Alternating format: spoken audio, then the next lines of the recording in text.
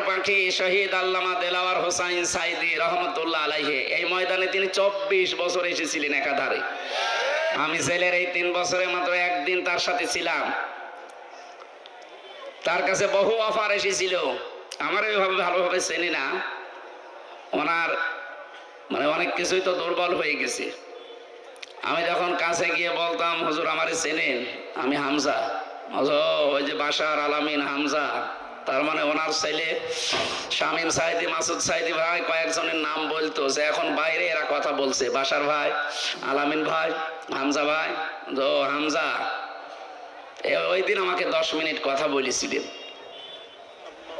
তিনি কয়েকটা কথা বলেছিলেন ওই দিন, আমার এখন মনে পড়ছে। ওনাকে অফার দেওয়া হয়েছিল, শুধু আপনি এই যে আকীদা খারাপ যাদের বলেন, এই দলটা শুধু ছেড়ে দিন, আপনি নিজে একটা দল করেন, নিজে একটা দল করে আপনি নিজেই সভাপতি হয়ে যান।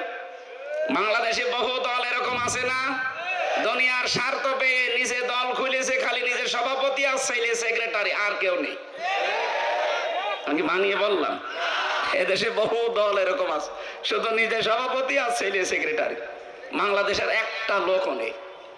উনি যদি নিজেও এই দলটা খুলে সভাপতি হতেন, নিজের সভাপতি ছেলে সেক্রেটারি না, লক্ষ লক্ষ মানুষ পেতেন, সে বুঝে হোক আর না বুঝে হোক। এই কথা বলেন না কেন?